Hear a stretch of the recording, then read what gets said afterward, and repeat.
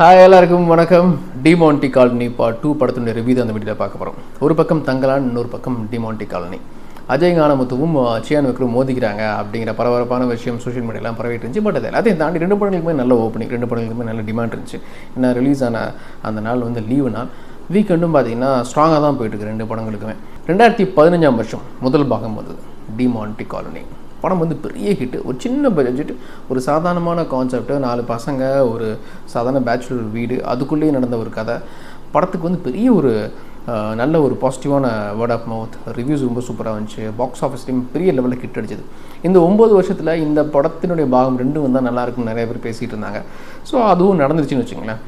அஜய் ஞானமுத்துடைய இது முந்தைய படங்களும் டிமாண்டி காலனியும் கம்பேர் பண்ணும்போது டிமாண்டி காலனி வந்து அவருடைய ஏரியா, அவருடைய ஜேர்னர், அவர் பூந்து விளையாடக்கூடிய ஏரியா. அதனாலே இந்த பார்ட் 2க்கு வந்து பெரிய எதிர்பார்ப்பு. டிமாண்டி காலனி 1க்கும் 2க்கும் என்ன வித்தியாசம்னா, பார்ட் 1 வந்து it's a proper horror film.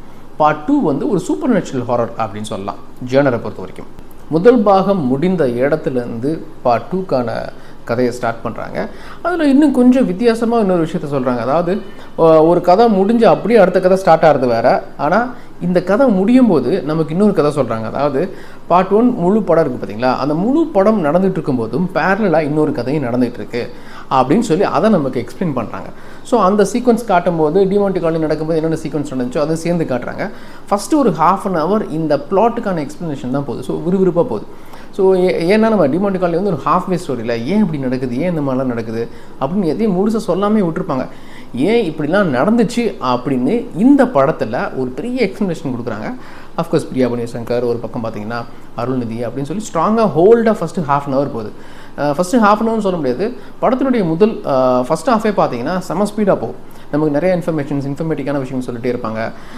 Horror, நம்ம ஃபஸ்ட் பார்ட் ஹாரர்னால் இதில் வந்து சூப்பர் நேச்சுரலாக இப்போ கான்ஸ்டன்டைன் சொல்லி கீனு ரீவ்ஸ் நடித்த படத்தில் பார்த்தீங்கன்னா சூப்பர் நேச்சுரலான விஷயங்கள்லாம் சொல்லியிருப்பாங்க. அவர் வந்து இறந்த காலத்துக்கு போவார், ஒரு கோஸ்ட்டை போய் மீட் பண்ணுவார், இன்ஃபேக்ட் நரகத்தில் போய் நடக்கிற விஷயங்கள்லாம் பார்ப்பார். அந்த மாதிரி அந்த ஒரு டோன் இருக்குது பார்த்தீங்களா, அதை இதில் கொண்டு வர ட்ரை பண்ணியிருக்காங்க. ஃபஸ்ட் ஹாஃப் வந்து செம ஸ்பீடுங்க. பட் செகண்ட் ஹாஃப் பார்த்தீங்கன்னா ஃபஸ்ட் ஹாஃபில் இருந்த ஹோல்டு செகண்ட் ஹாஃபில் இல்லாமல் போயிடுச்சு. இதில் நான் என்ன மைனஸாக ஃபீல் பண்ணுறேன்னா, டிமாண்டி காலனி 1 பெரிய ப்ளஸ்ஸே சிம்பிளான ஸ்டோரி டெல்லிங் தான். ரொம்ப சாதாரணமான கதை. எல்லாருமே நம்ம லைஃப்பில் வந்து ஒரு பேய் இருக்கிற ஒரு பங்களா அப்படின்னா அதை போய் எட்டி பார்த்துருப்போம். அந்த இடத்த ஒரு குருட்டு தைரியத்தில் போய் அதை நோண்டியிருப்போம், அதை எக்ஸ்ப்ளோர் பண்ண ட்ரை பண்ணியிருப்போம்ல. அதனால வர்ற விளைவுகள்னு சொல்லி பார்ட் 1 ரொம்ப சூப்பராக கொண்டு போயிருப்பாங்க.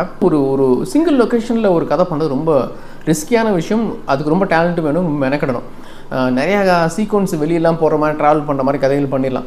சிங்கிள் லொக்கேஷன் கதையை பெஸ்ட்டாக பண்ணுறது ரொம்ப கஷ்டம் இல்லை. அதுதான் part 1 Demonte colony.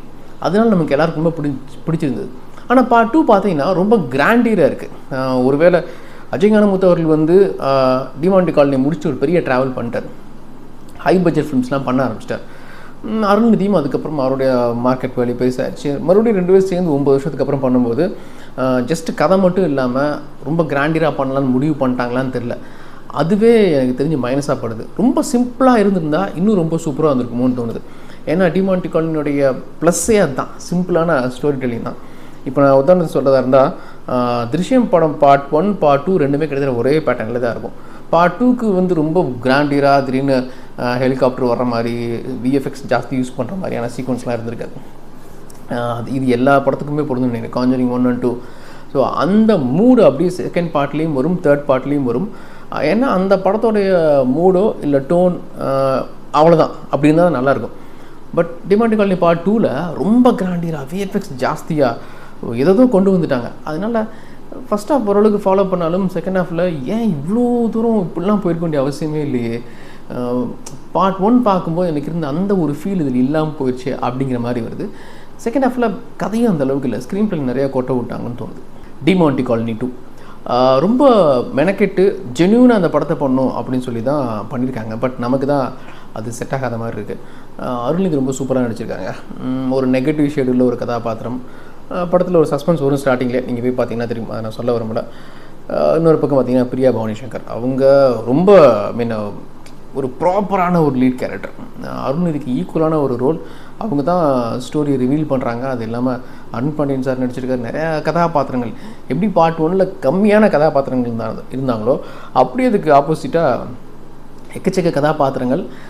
Again part 1ல் வந்த மாதிரி இதுலேயும் ஒரு சின்ன ஒரு ரெஸ்டாரண்ட்டுக்குள்ளே செகண்ட் ஹாஃபில் கொண்டு போக ட்ரை பண்ணுறாங்க. அதான் அவங்க ஜென்யூனாக தான் ட்ரை பண்ணியிருக்காங்க. நம்ம ரொம்ப வித்தியாசமாக கொடுக்கணும். ஏன்னா இப்போது 9 வருஷத்தில் ஜென்ரேஷனுடைய இதெல்லாம் மாறி இருக்கும், பார்வையாளர்களுடைய அந்த ஜேர்னர் பார்க்குற ஐடியா, அந்த டேஸ்ட்லாம் மாறி இருக்குன்னு சொல்லி புதுசாக ட்ரை பண்ணியிருக்காங்க. நமக்கு தான் கொஞ்சம் செட் ஆகல. பார்ட் 2 முடிகிற இடத்துல பார்ட் 3க்கான லீடு வச்சு தான் முடிக்கிறாங்க. ஏன் அதான் எனக்கு தெரிஞ்சு என்னென்னா, டிமாண்டி காலனி பார்ட் 2 பொறுத்த வரைக்கும் உங்களுக்கு பேய் படம் பிடிக்கும்னா டெஃபினட்டாக அந்த படம் ரொம்ப பிடிக்குங்க. கொஞ்சம் அரண்மனை ஸ்டைலில் லார்ஜர் தென் லைஃப் அந்த மாதிரிலாம் காமிச்சு ஒரு கதை சொல்ல ட்ரை பண்ணுறாங்க. ஸோ அதனால் அந்த மாதிரி ஆட்களுக்கு இந்த படம் டெஃபினட்டாக ரொம்ப பிடிக்கும். தேட்டரில் போய் பார்க்கலாம். படத்தோட ப்ளஸ் அப்படின்னா, ஒரு சம்பவத்தை தேடி போயிட்டே இருப்பாங்க. நமக்கு வந்து ஃபஸ்ட் பார்ட்டில் ஒரு சம்பவம் சொல்லியிருப்பாங்க, அது ஏன் நடந்துச்சு நம்ம தேடுவோம் இல்லையா. ஸோ அதை வந்து செகண்ட் பார்ட்டில் ஏன் இப்படி நடந்துச்சு அப்படின்னு சொல்லி தேடி போயிட்டு ஒரு இன்வெஸ்டிகேஷன், ஒரு ஹாரர் சூப்பர் நேச்சுரல் கதை மாதிரி அந்த கதை போயிட்டே இருக்கும். அதனால் அது ட்ராவல் ஆகிட்டு தான் இருக்கும். எனக்கு எங்கே நெருடலாக இருந்துச்சுன்னா, முதல் பாகத்தில் இருந்த யதார்த்தம் இரண்டாம் பாகத்தில் இல்லையோ அப்படின்னு சொல்லிட்டு தான். ஒருவேளை கமர்ஷியல் எலிமெண்ட்ஸ் இந்த மாதிரி படங்கள் பார்க்க ஆசைப்படுறவங்களுக்கு டிமாண்டி காலனி போகும் தான் நினைக்கிறேன். கமர்ஷியலாக தேட்டரில் கிளிக் ஆகும் தான் நினைக்கிறேன். பட் என்னுடைய சாய்ஸ் இந்த வாரம் ரிலீஸ் ஆன 2 படங்களில் டிமாண்டியோட தங்கலான் வந்து என்னுடைய ஓட்டு தங்கலானு தான். தங்கலான்லேயும் நிறைய பிரச்சனைகள் இருக்குது. பட் இதை விட அதை கொஞ்சம் மெனக்கிட்டு இருப்பாங்க. அதோடைய ஆர்ட் ஒர்க்காக இருக்கட்டும், ஸ்டோரி சொன்ன விதம், அதில் நிறைய குழப்பங்கள் இருக்குது. பட் என்னுடைய choice Thangalaan.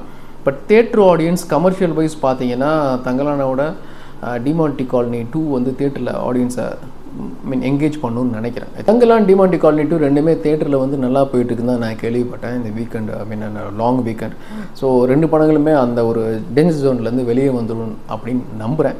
2 படங்களுமே all the best.